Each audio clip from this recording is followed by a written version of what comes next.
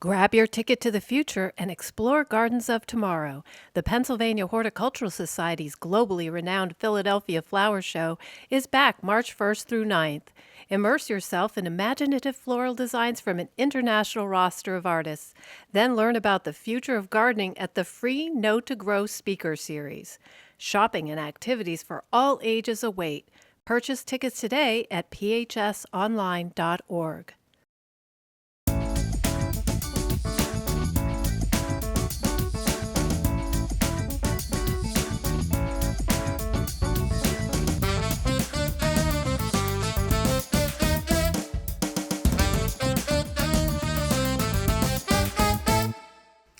Hello and welcome to another episode of Let's Argue About Plants, the podcast for people who love plants. But not always the same ones. I'm Carol Collins. I'm a senior editor at Fine Gardening Magazine. I'm Christine Alexander, and I am the digital editor at Fine Gardening Magazine. Yay! Special guest Christine again. I am Danielle. I'm the executive editor at Fine Gardening Magazine. If you guys don't know who Carol and I are at this point, we can't help you. We can't help you. We're like on episode 2,800 something or other. I don't know. We've been at this a while. But we're trying to keep positive attitudes, right, everyone? Because it is the doldrums of February. And there ain't a whole lot going on as far as the garden's concerned. But we are still gardening, right? What are we doing, folks? We're starting seeds. Are you starting seeds, Christine? Yes, that's what I was referring to. It sounded kind of ominous, but yeah, I'm starting seeds. All right. Well, and that's perfect because our topic today is what else are you going to talk about in February as far as gardening is concerned? But it's seeds we're starting this year. And I just feel like I'm going to take a back seat of this car because I know that both of you likely start a lot more seeds than I do. I have narrowed down my vegetable gardens.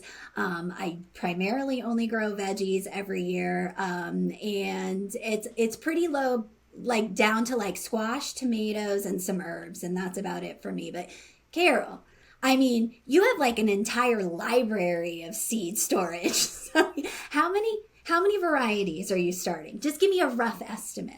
Oh, I dozens. I don't really know. I really don't know. It's better if I don't know before I start, or then I would be discouraged. But yeah, it's an illness. I really try to hold back as much as I can.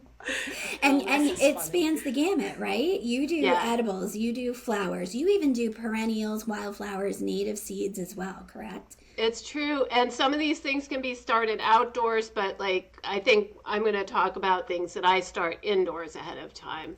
Nice. And Christine, you have increased your seed starting pretty significantly over the past few years. I had a dip last year. We couldn't get to it.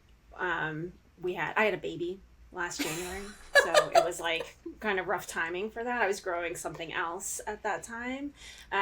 Different kind of crop. A different kind, yeah. Yeah.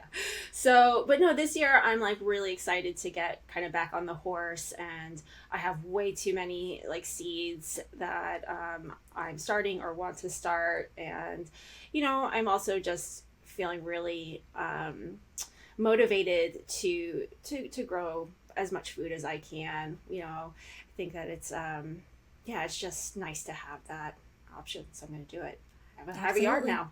Let's do it. Yeah. And we all see the grocery store prices going up too. I mean, geez, I'm even considering a flock of chickens at this point, people. I know. Eggs. I mean, the chicks are for sale. We can do it. All right. Well, let's start off the top. Christine, do you want to kick us off with the first? I know that you've got a bunch, but do you want to kick us off with a few, like one that you are most excited to start this year?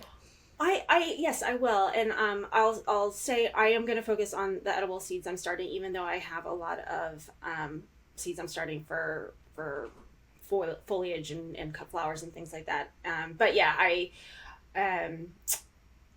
So one of the things, and I talked to you about this, Danielle, that I was kind of hoping to get out of this was actually to get some advice, because despite having grown, I've grown the same varieties over and over in my life. I've kind of stuck to things that are easy to grow, that are straightforward.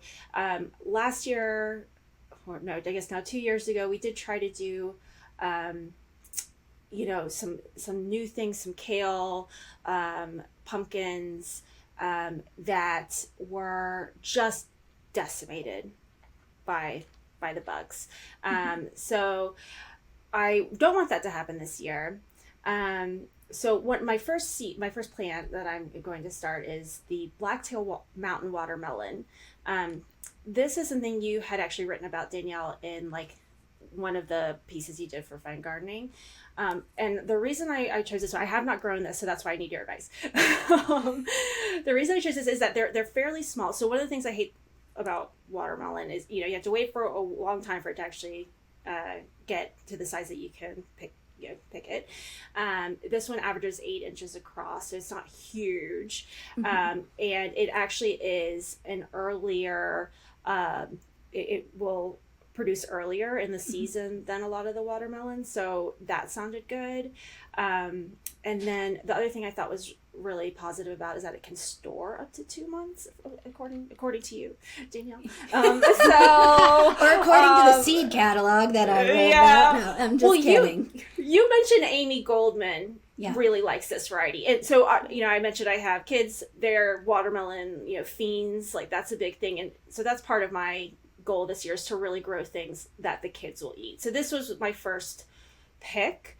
So yeah, I guess, what do either of you have any experience with this variety that you could share? I'm just, watermelon has never worked for me in the past. Well, I feel like you made good choices in that blacktail, because that specific variety was developed for a shorter season area, hence the mountain in the name. So, that's a big thing for those of us, divide the country in half. If you live in the northern half of the country, we don't have the growing seasons that down south, where we're getting all our watermelons typically in the store from. I think the other good choice that you made is that you chose an icebox variety. They call it an icebox watermelon. So this is a little puppy that you said is only going to get, 8 inches across or so. It's a personal size watermelon, if you will, which is great, because another thing, unless you've got a dozen kids, which I know you do not, Christine, a whole big watermelon, and when they all come in at once, that's too much food for the average family. So these icebox watermelons are better. I will say, when I grew this variety, this was in tandem with a video that was being shot, and I trellised this watermelon. Not with anything all exciting as far as like built a trellis. No, I put it on the edge of the bed next to the edge fence. That fence is in my vegetable garden, and I just let it do its thing. Now, when the fruit started getting bigger, it really started to like kind of pull down those vines a bit. So they say that you can make those little hammocks, which are like out of cut pieces of t-shirt, and you kind of attach that to the fence, and like a baby swaddle, if you will. So you need to swaddle your watermelon, which worked pretty decent. But honestly, after they started producing like gangbusters, I just was like, all right, fine, pull the vines down. I'll just wait until these things ripen and harvest them. I didn't get a ton. From my memory, I got maybe like 3 or 4 watermelons. But for me and my experience in the past with watermelons, that was like a tremendous success. Success. Carol, have you done watermelon? I have attempted it. It's a long wait. And there's just so much that can go wrong with the curcubit between the time that you plant it and the time that you harvest. So no, I haven't, but I have done other melons with a little bit more success, smaller ones. Like you said, we have such a short season, and if you're at all late getting it into the garden, it can be, they just don't ripen in time before frost. So I would suggest maybe starting them 4 weeks before your last frost in each plant in its own 4-inch container, because you really don't want to disturb the roots when you set it out in the ground. But the 4 weeks should be enough to get a good root system going, put it out. And then I would say what I didn't do, but I, in retrospect, think would have been helpful, cover it, floating row cover, or even just an insect cover. That'll keep a lot of the pests off that got to mind. Flea beetles love watermelon and other cucurbits. They sure do. But remay will keep them off, and many other things too. That's what I think I need to invest in that. This watermelon says it's 80 days to maturity, which is fairly quick for watermelon. I think they average more like 100. 120 is a normal watermelon. So that's awesome. That's like a full month earlier. And you're also not waiting, maturity is like when it starts to put on fruit, right? Well, like you're not waiting for an 8-foot long watermelon to develop either, it's 8 inches instead. Yeah. 6 to 10 pounds. So they can be fairly small, and I think that's better because I hate throwing fruit away. We will see. That is on my seed starting list. It sounds like I need to get those started sooner rather than later. I have not done that yet. So, they're actually really cool looking too. They're kind of a darker skin, and the foliage is kind of like an interesting, like, I don't know, I would call it like a spade. Yeah, very cool. And I think like the thing to remember too is like with a lot of like in the melon and the pumpkin family and that the vines are gonna look like holy hell by the end of the season. Like just accept it, and a lot like you get them as far as you can, and you keep the foliage with the floating remay, with looking out for squash, vine borers and that sort of thing. You get it as far as you can. And then just understand that it's going to look like holy hell, and that's okay. that's okay. All right, Carol. Oh gosh, I don't know what you're going to come to me with. Are you going to come to me with a zinnia? It is a zinnia. Yes. Yeah. I did not look either. I did not look. I did not cheat. I love zinnias. I just absolutely love them. There are 17 different species of annual and perennial zinnias that are native to North America and a little bit of Central America. And so I love the idea that this is such a showy plant, but it is a North American native. So Zinnia elegans is the species that most of our garden zinnias, annual zinnias, come from. And the one that I am going to grow this year for the first time, and it is brand new, is called agave. I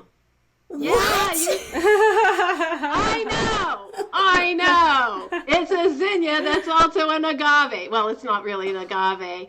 Oh my God, I'm giving you a virtual hug. I'm so excited. Yeah, so I was working on an article which will be in an upcoming issue of Fine Gardening Magazine. Subscribe today. But in this issue, I work with Deborah Prinzing, the Slow Flowers maven, who she talked to her contacts and got us like the best annual flowers to start from seed. And so we had zinnias and we had cosmos, and it's a 10-page article full of cool things that cut flowers that you can grow from seed. And we got photos from various the growers of these or the producers of these seeds. And Johnny's Selected Seeds had several. They sent me photos for the article, and they were also like, oh, and you have to see this zinnia. We just came out with it. It's brand new. So cool. And I saw the photos, and I within the 24-hour period, I had ordered them and added them to my seed order and had them on the way. It's okay. So it's nice medium-sized zinnia. Some of them get quite tall, like Benary Giant can get taller than me. This one stays 3 or 4 feet tall and wide, and the flowers are cactus style. So cactus flowered zinnia has these sort of long, flat, blunt-ended petals, and this one's a double variety, so lots and lots of them, and they're quilled, so they're sort of rolled up, and it's just this gorgeous texture. Like, I don't even know how to describe it, but I will drop a photo in the show notes so you can see for yourself. Go to finegardening.com, click on the podcast tab, and you'll see photos of everything we talk about here. But the color range is like sunset colors, which is my total favorite. So we've got buff and coral and gold and peach and orange, and the intersections of those colors, and more than one color per flower. That sounds lovely. I'm so excited. I am so excited. I'm also on the side growing the Queenie series, which is also known for having similar colors of those sunset colors. So I'm looking forward to seeing what those two look like together. But yeah, this is a new one for me. So, Carol, talk to me about starting, because zinnia seeds aren't microscopic, but they're not exactly huge either. They're kind of like black, right, with a little like kind of feathery end a little bit to them. Am I thinking of that correctly? Like what do they look like, and how do you sow them as far as like getting ready for the season? So they're a nice size. It's like think of like the person with the smallest hands, their pinky finger nail is about the size of this seed. Brown to black, flat. You don't plant them very deep. Just bare, the rule of thumb for most seeds is to cover them with 2 times their height, the height of the seed, that much soil or soilless mix. The thing with starting zinnias, and I do start them ahead of time, but don't start them too far ahead of time. 4 weeks before you set them out will do the trick. They germinate very quickly. Heat helps. This is a plant that's native to warm places, so for it, like warm soil, like the sun is beating down on it in spring, that is the signal for it to germinate. So I will put them on a seed mat, and they're generally up within the week, like 3 to 5 days. That's awesome. I like instant gratification too. Yes. I will say, over the years of seed starting, when it's a seed that, you're waiting 3 weeks for it to show any signs of life, you're just like, it's so discouraging. You feel like, all right, that was a failure, on to the next. So Absolutely. I'm an instant gratification person, so I like zinnias already. Yes. You can start them in a community flat and then put them out into their own cells. I find it's easier to just start each one in its own cell. Maybe a 72 plug tray would be the right size for that, because you don't want to let them be in that tray too long. You get them started and get them right out in the ground. They'll kind of stall if they're in the tray too long. The seed, it senses that it doesn't have enough room for its roots, and it's just like, okay, I'm just going to check out for a while, and it takes a long time for them to get restarted once they get in the ground. So you want just sort of like continual growth in the ground, and it just spreads out and takes off. Nice. Yeah. That's awesome. Are these a cut and come again variety? Do we know? Most zinnias are. Most zinnias will produce more. The more you harvest, the more they'll produce, and I suspect this will be the same. You want to space them about 18 inches to 2 feet apart. They'll sort of hold each other up that way. With their foliage will lock onto the one next to them. Cool.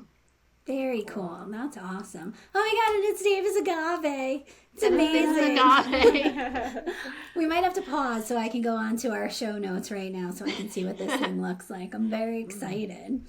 All right, so I'm going to do a squash. Boring. No, it's not. Squash. It's so cool. And my favorite squash ever to eat is patty pans.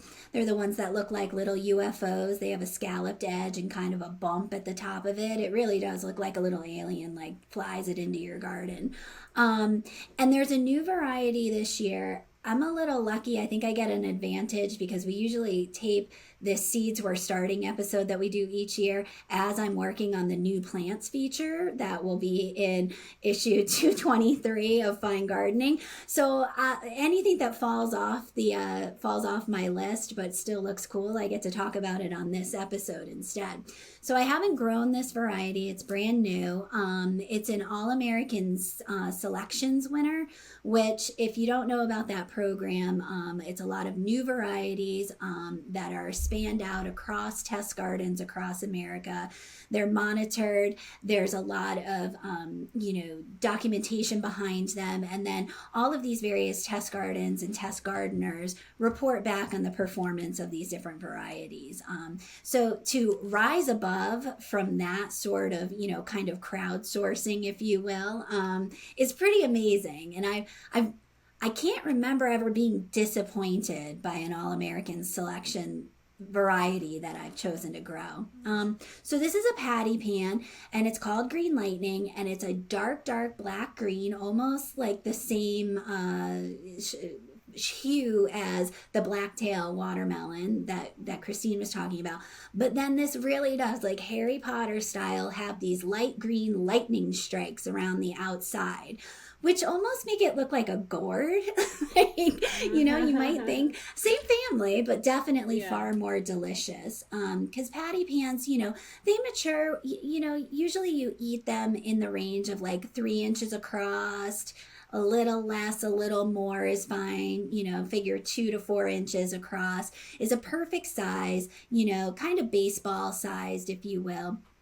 And just so sweet. The thing about a patty pan is, unlike summer squashes or, many zucchinis, not a lot of seed content in there. Very, very fleshy. And it's a sweet flesh that, if all you do is slice it in half and throw it on the grill, it's delicious. I mean, add a little olive oil and garlic and then you've got a party, but it's so, so good.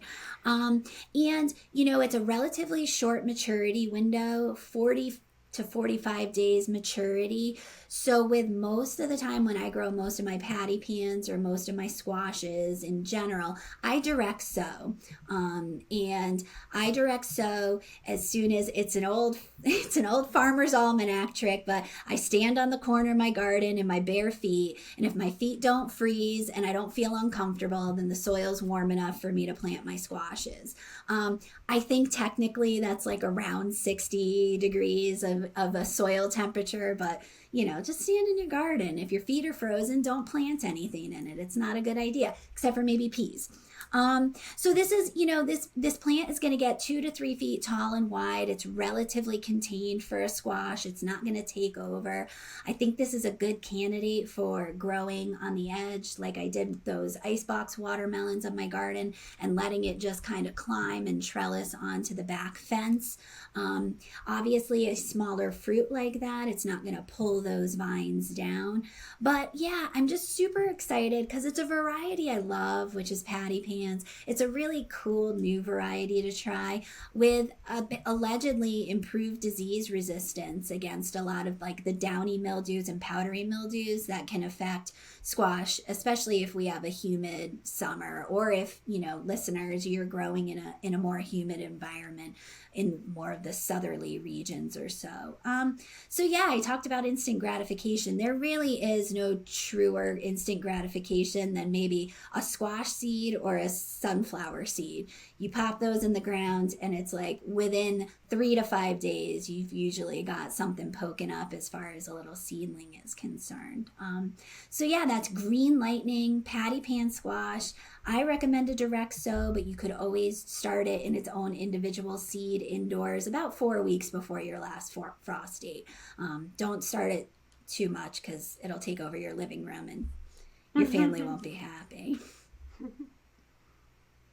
Alrighty, moving right along on to seed number 2. Christine, what's next up on the list? What moved into the second slot? Okay, so, first yes. About that, the article, Carol, you were talking about the seed starting for the cut flowers. Yes.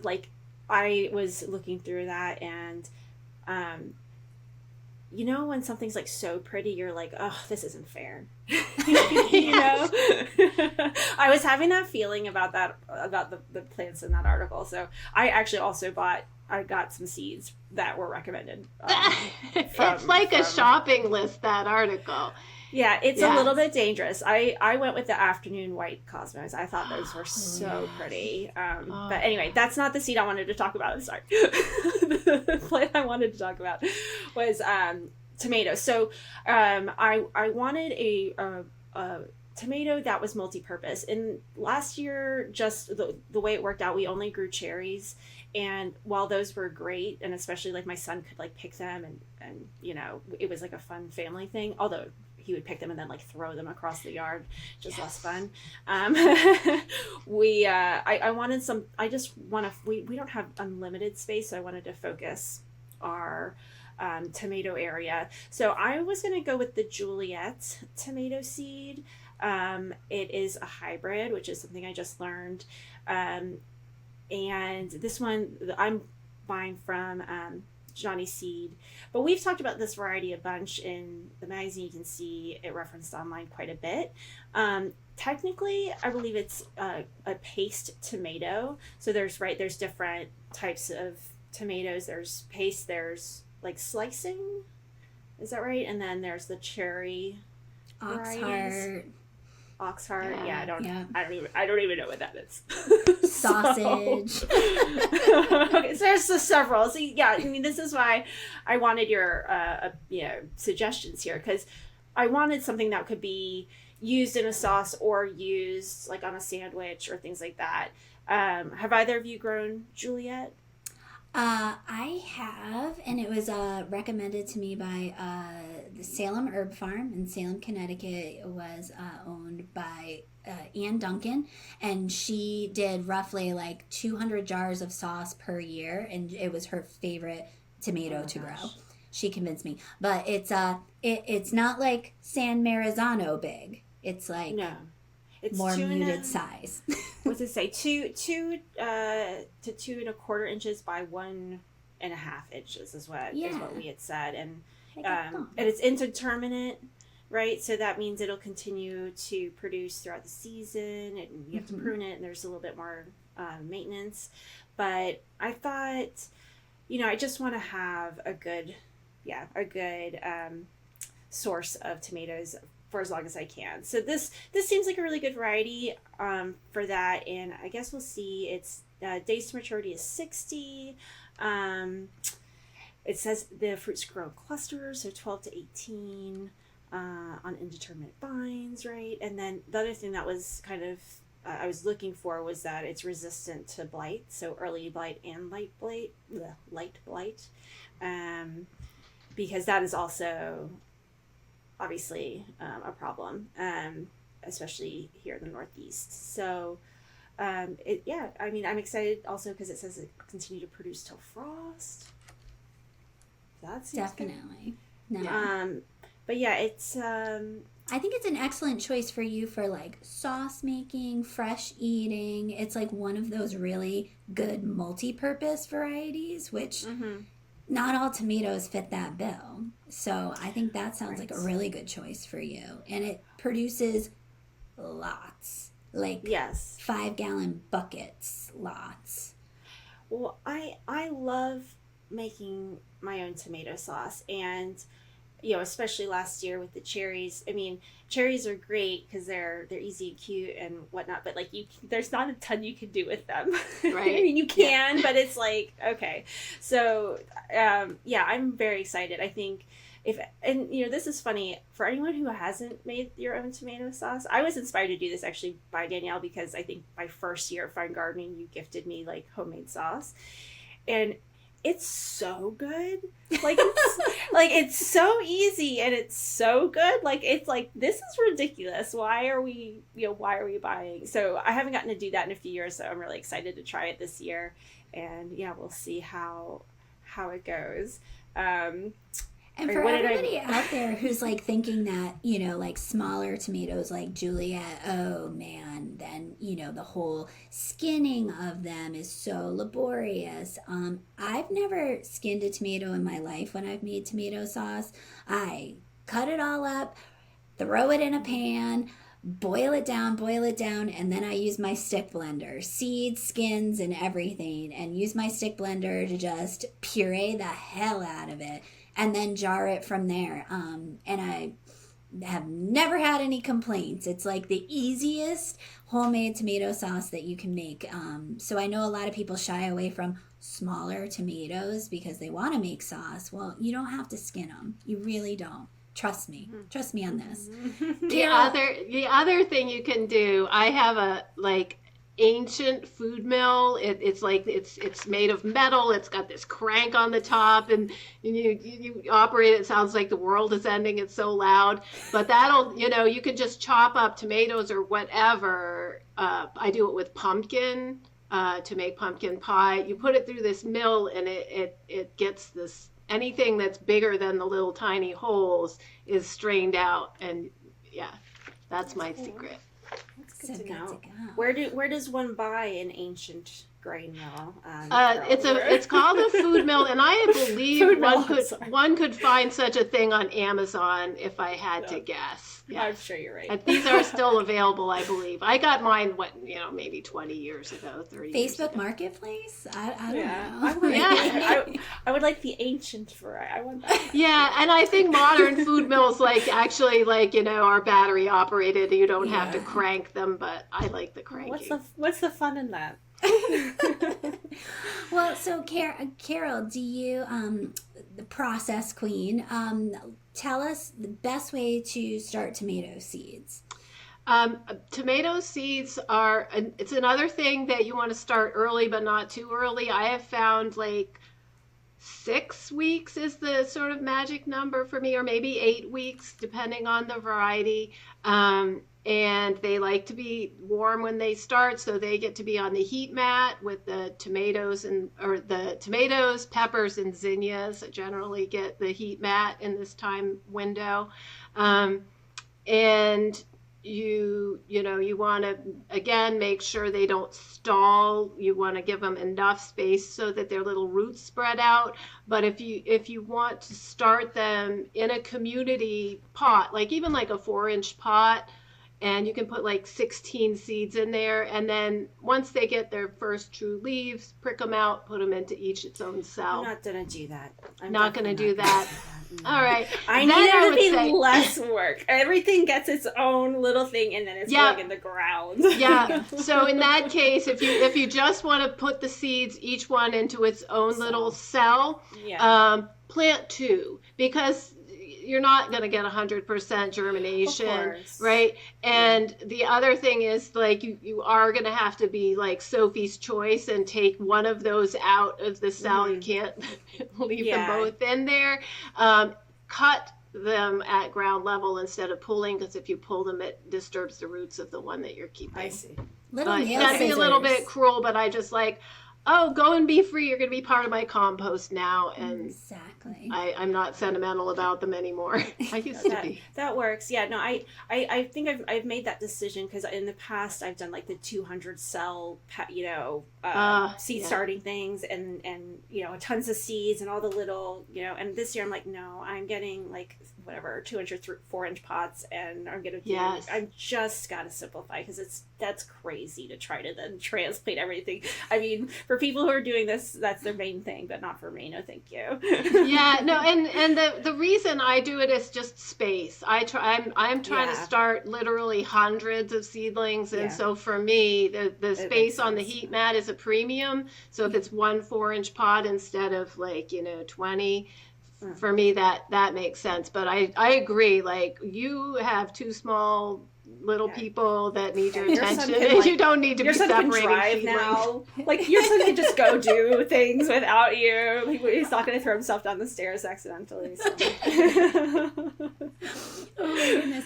I will say I'm an 8 weeks standard for my tomatoes just because I keep a really cold house. Like our house is at 60 to 62 degrees. So even with a heat mat, just because the ambient air around it is so cold, I really do need those extra few weeks for my tomatoes to be somewhat sizable before I shove them outside. So that's just kind of my baseline is 8 weeks for tomatoes.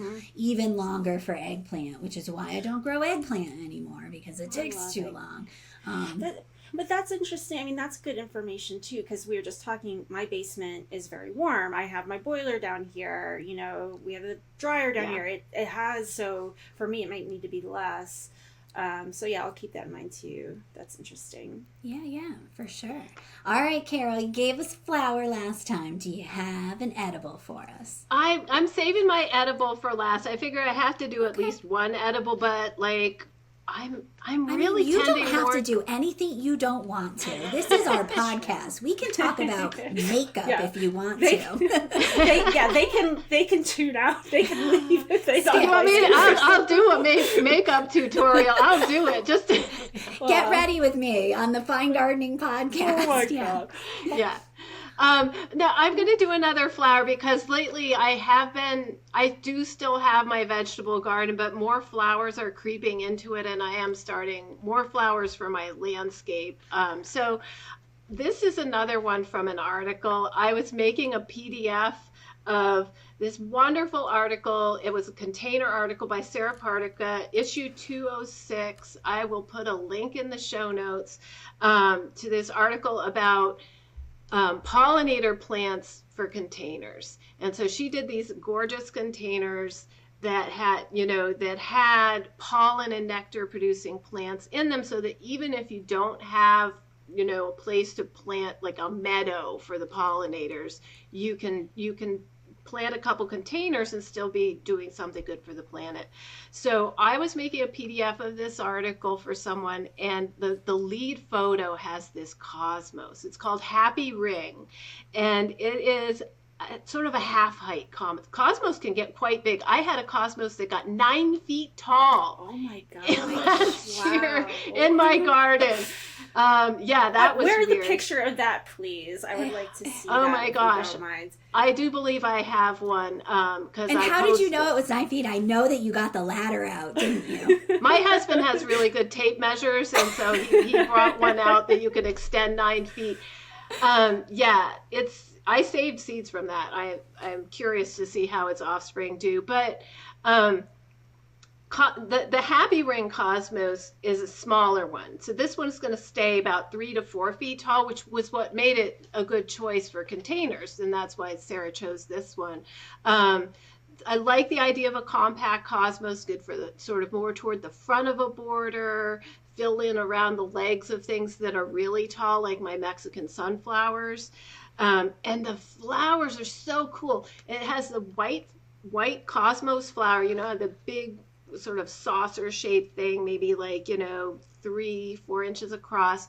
And it has streaks of red violet radiating out from the center. And then around the little golden center is like, a ring of that red violet color. So beautiful. It is so cool. And it reminds me of have you ever seen Spring Beauty, that like ephemeral native wildflower? And they're really small. Shorty, yeah, but they're white with the whiskery violet streaks. It's that kind of streaking that's just like, oh, beautiful. It does look like a wildflower. It grows very easily, just as easy as zinnias from seed.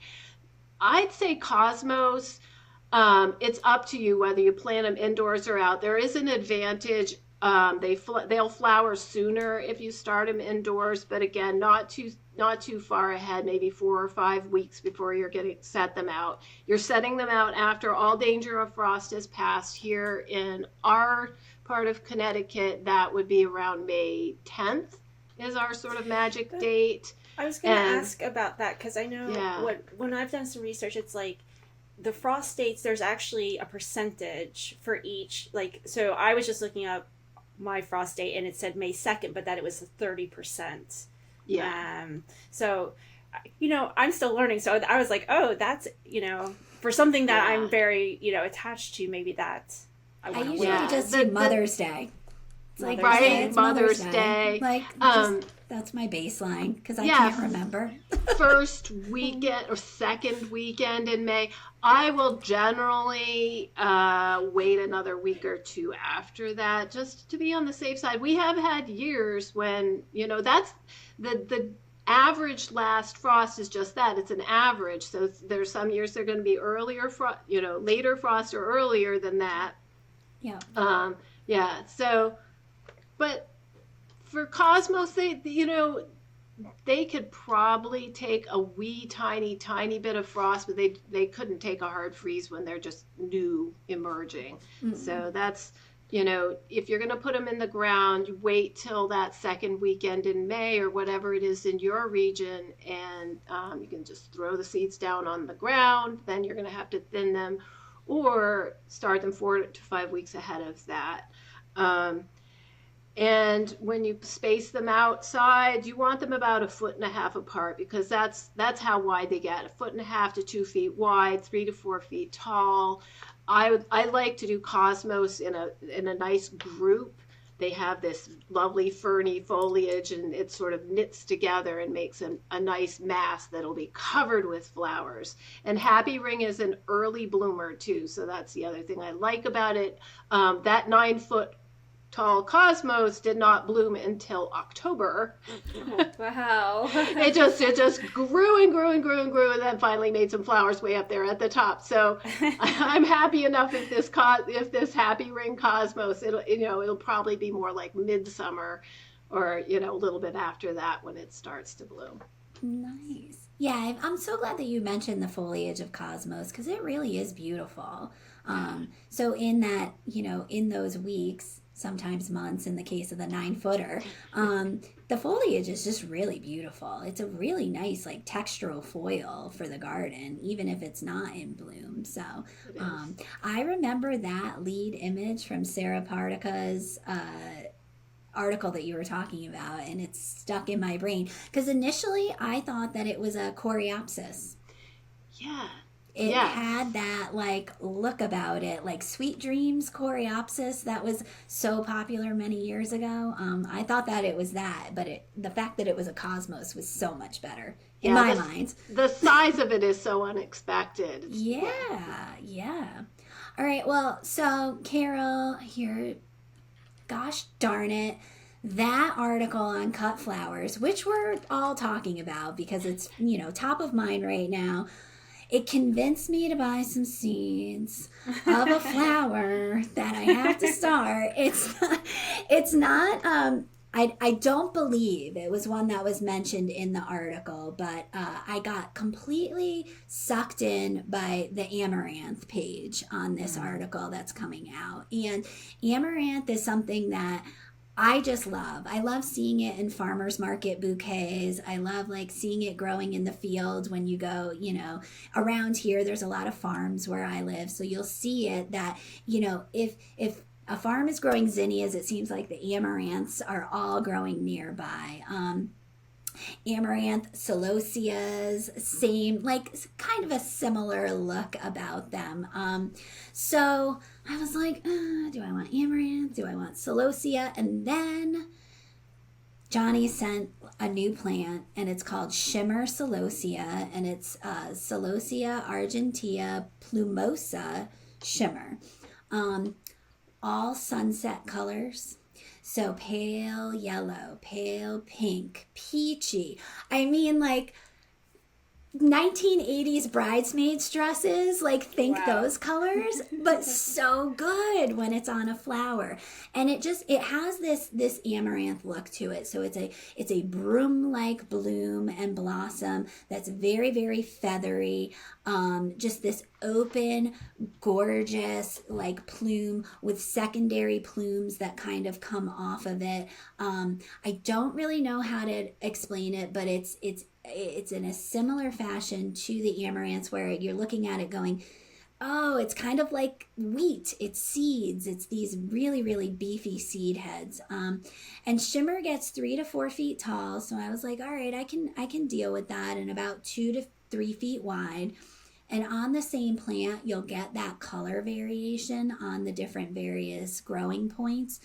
So I don't have to grow 53 of these to get all the color combos that you see in like the staged bouquet that'll be on our website. I was super excited about it just because it seemed like a perfect filler plant. You know, I have a lot of hydrangeas. I have a lot of woody plants and things that are the, you know, the boss flowers when you're doing bouquets throughout the season, but I don't have a lot of filler flowers. I usually just rely on foliage from, you know, plants to do that. But I really thought that this would be really gorgeous. From what I hear, and Carol, I'm going to throw this over to you, Celosias are fairly easy, along with amaranth, to start from seed, 6 to 8 weeks beforehand, bottom heat, but they need light to germinate. So what I'm hearing is I sprinkle it on the top and then sprinkle maybe a little bit of soil on the top, and that's it. Don't poke it in. Don't do anything like that. Give it some bottom heat and pray. What else do I have to do, Carol? No, that's it. The seeds are really small. Don't even cover them. All right. But they do not need to have good soil contact. So, you know, just sort of something flat pressed down on top. So they're touching that nice moist soil. They will send a root down into the soil and the top will come up. But the reason the reason you cover a seed is to keep it moist. A humidity dome will kind of do the same thing. Okay. So that's if you've got these surface sown seeds, then I would recommend a humidity dome. But yeah, super easy. I love Celosia because it's a great filler in the garden too. So you plant it among other. It just has a different shape flower than most other things. It's almost more like a grassy looking plume. Kind of. Pampas grass kind of looking plume. And they make a ton of seed. So if you like it, save seed at the end of the season, and that is quite easy. The seeds are very obvious, little black shiny things, and I would just take a plume, put it over a cup, and sort of shake it, and the little seeds would fall off into the cup. Okay. I'm super excited. This is so since we're supposed to argue, I don't like Celosia. You don't. Okay, so here's the thing. In my head, when I saw this, I thought it was an amaranth, which I do love because it has more of like that look to it than a Celosia. I love the amaranth because if it's that kind of wheat, you know, that like that's the way you described it. First of all, like A+ because like you guys, I can definitely tell you guys are like the writer editors and I am the digital editor because you guys are like and the plumes and it's buff and sunset and I'm like it's like a tomato. but no. If you're thinking, because what I usually think still after all of these years in horticulture, I still hear Celosia and I think, rest her, God bless her soul, my grandmother, my little Italian grandmother, who would do those little like bright yellow, bright red, and these little like things. They're like 6 inches tall. Yeah, that's what I'm thinking. That would stick up like irrigation flags all around, and she would plant them right in a line, right along the driveway. Yeah, This is not that. Got it. Occasionally, so I planted, the variety I did last year was Pampas plumes. I get one that was like a brain or like a like the all convoluted, like crazy crested. Those are in our like haunted garden. All of our haunted garden lists are the brain. So let's see us. So that's good to know. I feel bad saying it, but this is not your grandmother's, not my grandmother's at least. This is not my grandmother's Celosia, and it also doesn't look like a brain. It looks beautiful, like pampas grass. Yes, just absolutely. Well, all right, go to the webpage. We'll have it there. And it's more deer resistant than amaranth, which I've had bad luck in the past with the deer eating my amaranth. They did not touch the Celosia, so that's just another. Yeah. That's good. All right, folks. Can you believe it? We've only talked about 6 plants at this point. We gotta step up our game here, ladies. All right, it's lightning round. It's lightning round. Christine, you got one more plant. What's it gonna be? Okay, so I'm going for maximum impact. We're gonna and the name of this plant, or actually it's a seed mix, is it kind of like has that impact. The Kale Storm. That's what I'm my. It's a Kale Storm. Kale Storm. It's funny, but again, nutrition, trying just to get, and it's such a powerhouse, kale of, nutrition and benefits with all the different things. So I really wanted to just, to have something that I knew if I put it in a smoothie, my kids would eat it and they would get what they need. So this is the effort here. So yeah, Kale Storm, it's a new addition to the Simply Salad series that is Pan Am Seed makes or created. And what I found is I believe that they have they're pelleted. So each pellet has a few different varieties of kale in the pellet. So when you plant it, you'll get several. They don't actually say what specific kales they are, but they are a variety of purple and green and blue kales, and so it looks really cool. And supposedly there's a few things that attracted me to this, so I'll be excited to see how it does. Days to maturity, 21 to 35. You can start it indoors. You can grow it in a container. So that's also really huge. The other thing is they said it will not bolt. Will not bolt. Now, not that it's bolt resistant, but it will not bolt. So I'm curious what your guys' take on that is. Because I tried to ask one of the representatives of Pan Am Seed, what are you saying? Because my understanding is that kale usually won't bolt until the second season. That's it. Yeah, right. So I'm like, so are you saying that you just need to plant it every year, or are you saying? Well, so here's the thing. Most salad varieties, most things that we eat as little leaves raw, like lettuce, for example, will tend to go to seed and become unusable as salad.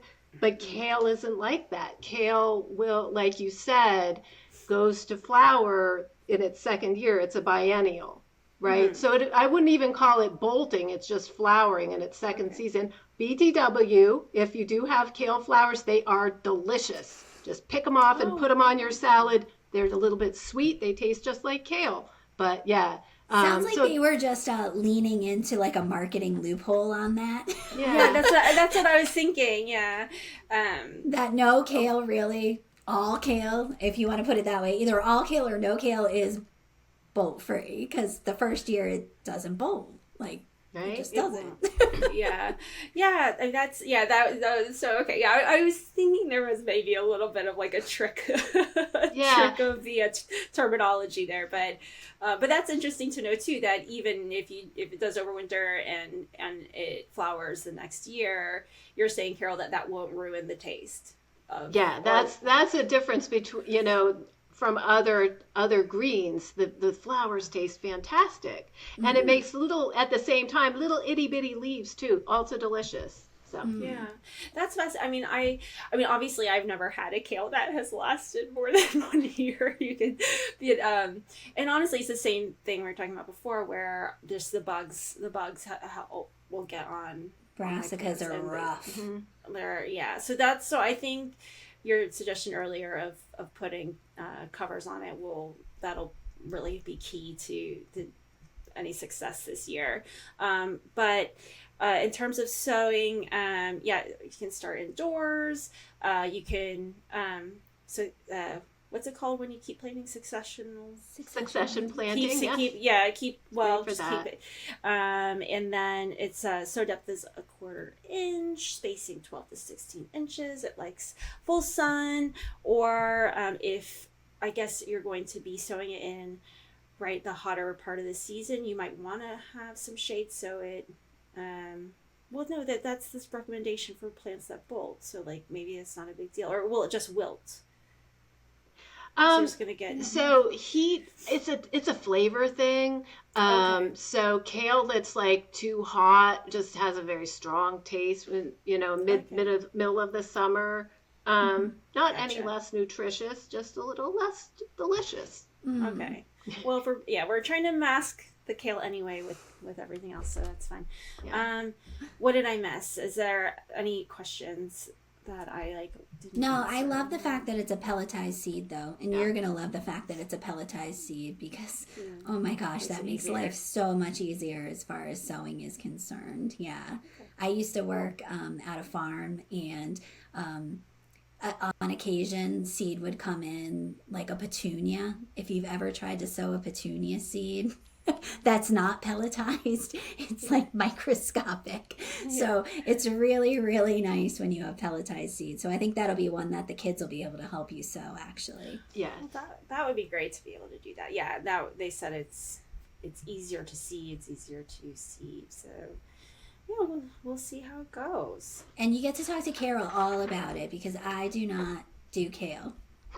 No, that's not your thing. No, I would be like your kids, but I would call you out. I'd be like, I see kale in this smoothie. I am not going there.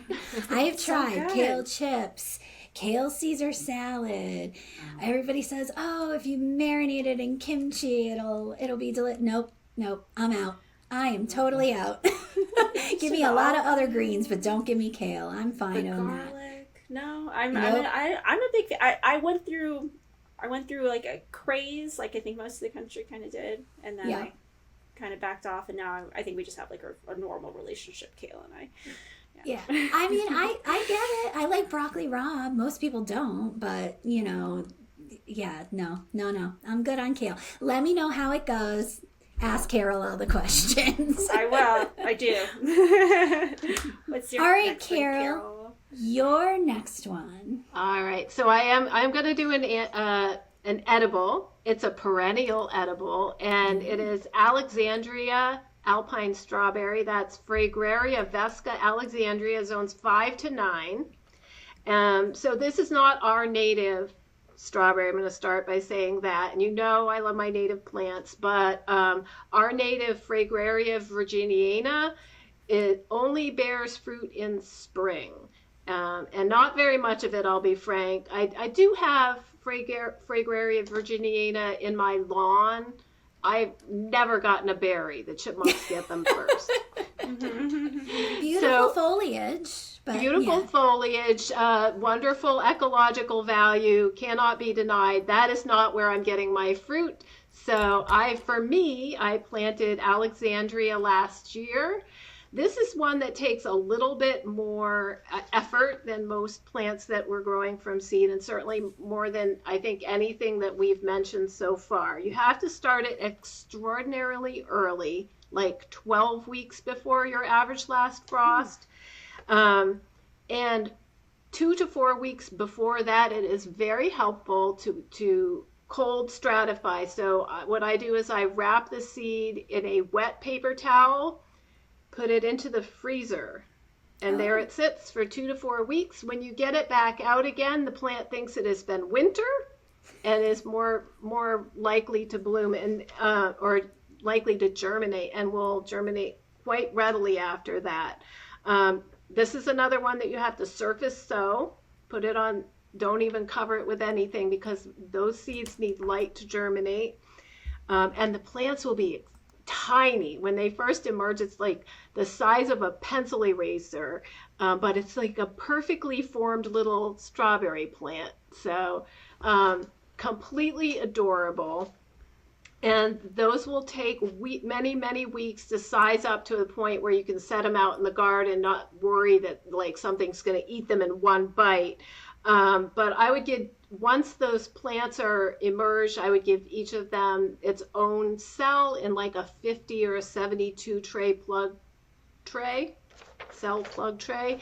And then set them out in the garden as soon as you can after the frost danger is past, and I do about 8 inches apart. And these will start, for me, these were ones that I started last winter, and they were producing by midsummer, and they kept making little strawberries all the way through. In fact, they were producing more heavily at the end of the season. So in October, and even after the frosts were starting to hit, I was still getting strawberries. So Nice. And jealous. they're not big. They're like, the tip of your pinky sized strawberry, but they are super, super tasty. My family basically didn't know those were out there. I would just go out in the garden and eat strawberries, so they didn't get brought inside at all. They're packed with more flavor. They are. They add like Because they're small. some people just throw them into like a Alpine strawberries category, but they are like so flavorful. And Yeah. I've heard that the like most prized strawberry jams are actually based off of those smaller fruits because they're so flavorful. Yeah. It would That's take awesome. a lot of strawberries to make even one jar of jam from these, and I bet it would be delicious. Maybe a I mix. did save seeds too, and I'm going to try growing these from seed, and that'll maybe give me enough plants that I have a chance at jam. Yeah. All right, report back. That's very cool. All I was hearing was like, wrap yourself in a wet paper towel and throw yourself in the freezer for 2 weeks, and then winter's over. I'm like, I would do that if I could get through winter in 2 weeks by doing that. That's a great. Do you want us way. to cold stratify you, Danielle? Is that how we Please get do. through? Just make it Oh all my gosh. end. Like I'm over winter at this point. I am over it. Oh my goodness. All right. Well, I feel like we've given everybody a really good mix of different types of seeds here. I'm coming at you at the very end because, as the ladies on the screen know, I like my cocktails. So, when a new cucumber came from Johnny's, I believe was this. It's a Mojito cucumber. Oh yeah, that went right into the shopping cart immediately. Ironically, I don't really love a mojito. I'm not a huge mint profile fan, but this cucumber looked pretty amazing. It's 50 days to maturity. It is a smaller sized cucumber, so they call it a personal size cucumber, where it's only about 5 to 6 inches long. It has a thin skin and very low seed count. So think the burpless cucumbers or the English cucumbers that a lot of people go after in the farmers markets and in the grocery stores, kind of these specialty market sized cucumbers. It's a very pale skin. I have to say, I'm very intrigued. It almost looks like in some of its maybe cross-pollination, it got those lemon cucumbers to kind of be in the mix, because the outward appearance is a very citrusy, limey color to it, which is kind of exciting. So even though I don't like mojitos, I love a cucumber margarita. So I am growing these exclusively for my margaritas this entire summer. And the yield, I've grown some of like the smaller size, I think Peewee was one that I grew not too long ago, these smaller size cucumbers, and they produce a lot of fruit, which is really, really nice. I love that idea that you can grow cucumbers are like squashes, folks. They take up a lot of space. So you can grow a bigger vegetable plant that's, earning its keep, if you will. It's producing a lot of fruit for it. This is also has been bred for powdery mildew resistance and target spot resistance as well, which, that's kind of this modeling mosaic that sometimes you see on the, that whole squash family will get. I'm excited when something says exceptionally high yield, great in cocktails. So I'll report back. I'm just so excited.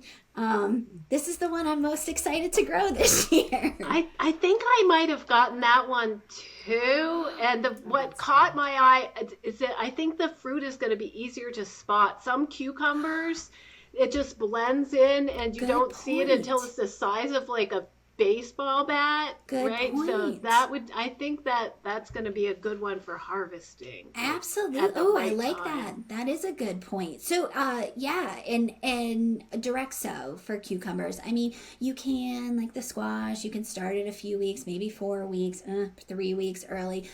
Quick germination. We already talked about, instant gratification. I TP my cucumbers just because it's a space saving way that I do it.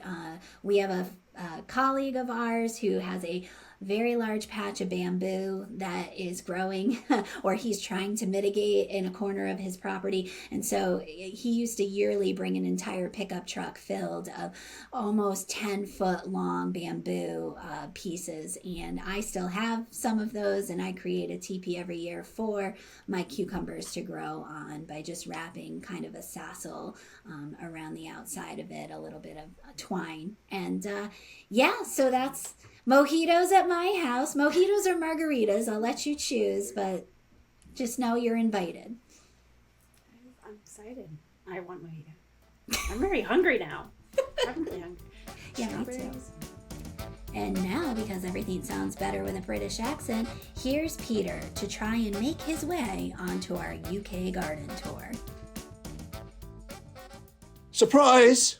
I'm back for my second episode in a row. I knew you had missed the dulcet tones of my accent, so I'm here to give the people what they want and plant a seed about an upcoming event. Have you signed up for the Fine Gardening UK Garden Tour yet? No? Well, why on earth not?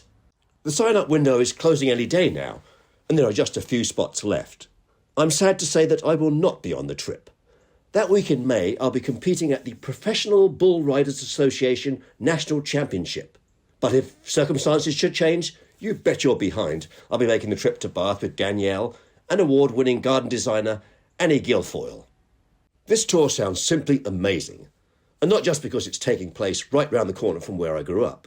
I love the fact that the trip was specially curated by my friends at Fine Gardening. Not some random tour company who spits out the same cookie-cutter itineraries over and over. I'm equally thrilled that this tour is taking place right after the Chelsea Flower and Garden Show. So if you want to add a few days to your vacation, you'll be able to enjoy the most famous garden show in the world. I also love that there's an educational component in the Fine Gardening Tour. You'll be learning about garden design and sustainability practices from innovative thinkers like James Hitchmo and Nicola Hope. Oh, and did I mention that you'll be staying in the most charming 4-star hotel in the ancient city of Bath? One of my favourite pubs in all of England is in Bath, but that's an insider secret that only folks on the tour will get to find out. There are a few days left to sign up for this incredible experience that has been 4 years in the making, so go to finegardening.com to find out more information. Now, I must head back out to practice my roping. I think I've got a real shot at the semi-finals, if my horse behaves itself. Well, Carol, I'm going to tell you, and Christine, Peter tried to ask me whether or not if he, just happened to show up in England when we arrived there, if he could sneak his way onto the bus. Ah, that was what I was going to do. Darn it! You beat me to it.